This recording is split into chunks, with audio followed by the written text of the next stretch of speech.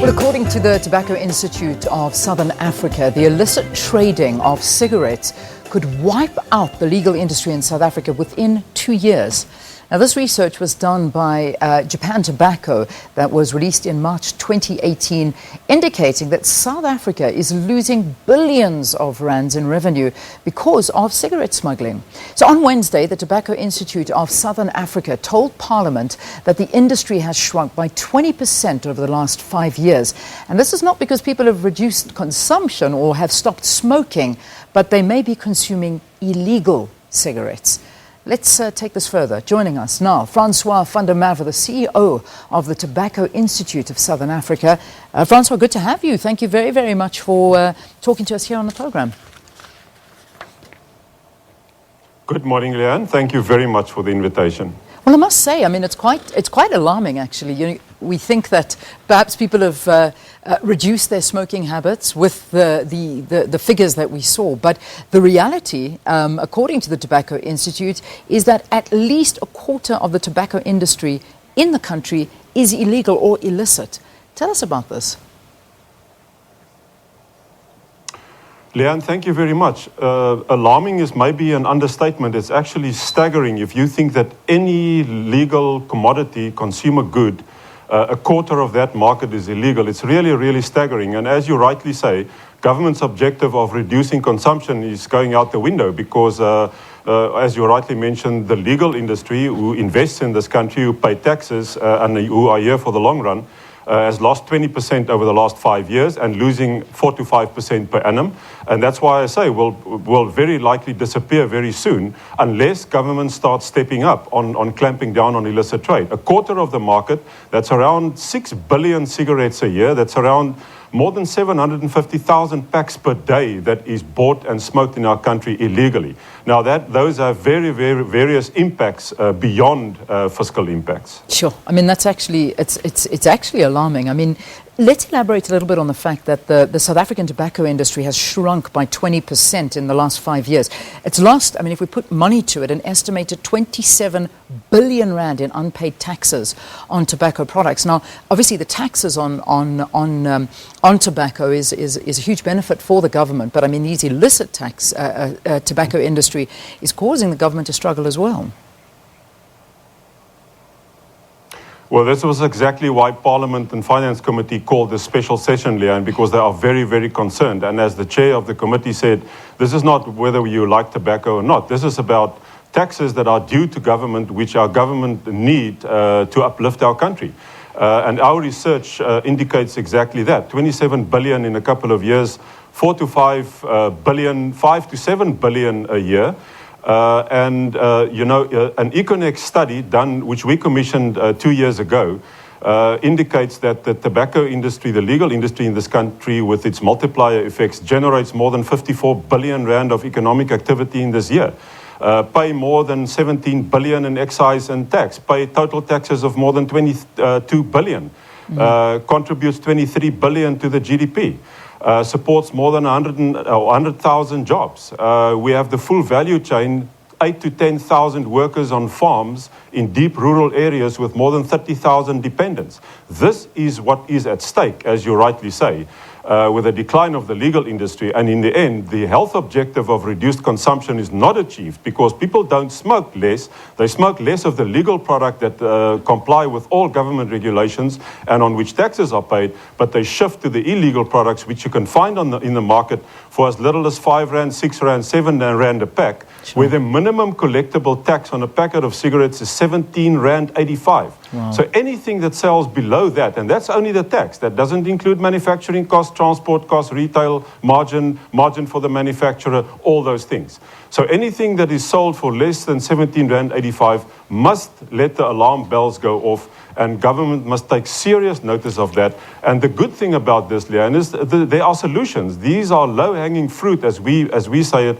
It's not a difficult thing to fix, and I also made some proposals to Parliament on Wednesday in this regard. Goodness, I mean, my question to you, I suppose, is what is SARS doing?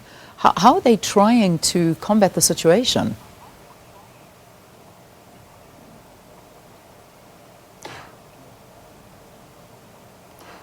Leanne, thank you. You hit the nail on the head. Although we need a multi-pronged approach by government, we need the involvement of SARS, the Hawks, the National Prosecuting Authority, the FIC, and all those agencies need to address this together. But the main mandate lies within SARS, because here we do not have a smuggling problem. Previously, we had a problem with most of the illegal products smuggled from Zimbabwe. But SARS did great work at the borders, modernizing their processes at the border post, and the smuggling was reduced. There's still some smuggling, but the biggest problem is tax evasion from local manufacturers. So the problem is actually much easier, and because it's tax in our country, the mandate lies squarely with SARS. And they need to take control of all manufacturers in this country to ensure that the volumes produced are actually declared and the duties are paid. We work on an honesty-based system in South Africa. Unfortunately, it doesn't work if people don't comply, because it's supposed that you declare, if you manufacture 1,000 cases of cigarettes, you should declare 1,000 to SARS and pay the taxes on that. But what happens is some manufacturers manufacture 1,000 cases, declare 200 cases to SARS, pay tax on that, but the other 800 cases go out the back door, if you will, and that makes it possible to flood the market with cheap, non-compliant cigarettes and actually stimulates consumption. Yeah, so I think you've basically answered my question in terms of how this illicit industry has such high margins. I mean, they're just avoiding paying taxes and easy production. How has the illicit tobacco industry in the country actually impacted manufacturers and the agricultural sector?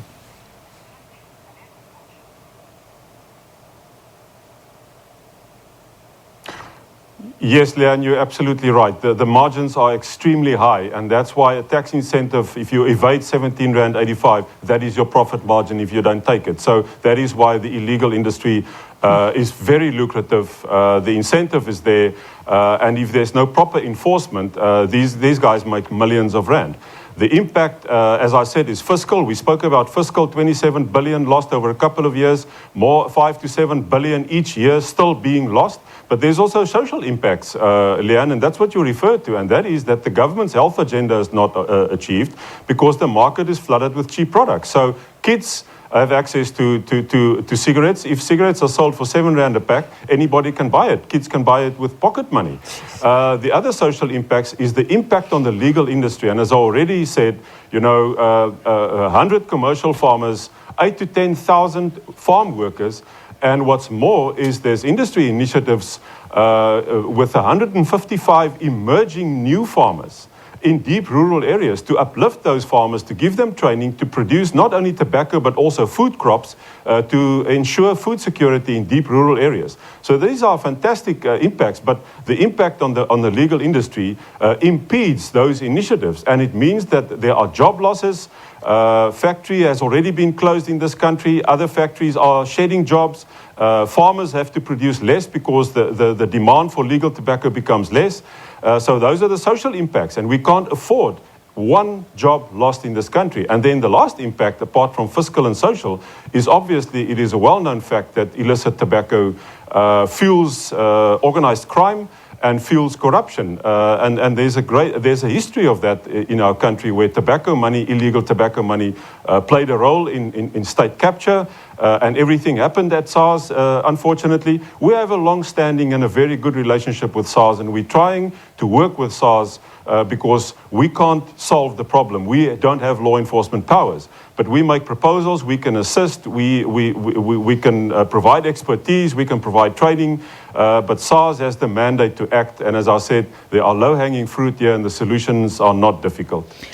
Francois, I just want to get an understanding of where these illegal cigarettes actually come from. I mean, is there one particular destination where you find is always to blame for this?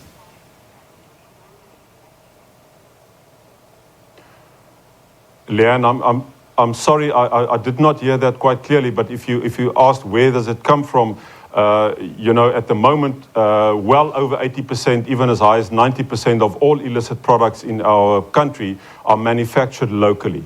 And that's where the solution lies. The solution does not lie with the police chasing retailers and trying to confiscate their products, because there are thousands and thousands of retailers. The solution lies in taking control of manufacturers That's just a handful of manufacturers. There's not many of them. And I made a proposal to Parliament and hopefully to SARS as well, to, on a very immediate basis, start placing trained customs officials within factories so that they can balance the inputs that go into a factory with the outputs that are declared. That's an immediate solution, that's low-hanging fruit, and there are billions for the taking. You know, Leanne, 5 billion rand can cover 10% of the estimated government shortfall of 50 billion. So that's a big chunk and relatively easy pickings. In the longer term, SARS need to introduce more modern technology, and that there's technology available out there which can ensure that volume verification does take place to ensure that products produced are declared to SARS and SARS get all their duties. Then the playing field is level. Then competitors compete on a level playing field. All duties are paid. Government gets their dues. The health objectives can be achieved then, and then it's a win-win situation. The industry can make its contribution in terms of the economy, government can achieve its objectives in terms of fiscal and social objectives, and it's a win-win situation for all, because tobacco, legal tobacco, needs protection in this country because it's a major, major contributor in many aspects which our country needs right now. All right, let's leave it there. Thank you very, very much for your opinions here with regard to illicit trade of cigarettes and the tobacco industry. Francois van der Merwe is the CEO of the Tobacco Institute of Southern Africa, and he was talking to us about this devastating impact that it's having on the South African economy, which, in all honesty, could possibly wipe out the entire legal tobacco industry within 2 years. And that's not just because people have stopped smoking. It's nothing to do with that. It's got to do with the fact that there are illegal producers that are getting away with hiding from taxes and paying the right money that they should be to be able to function in that arena.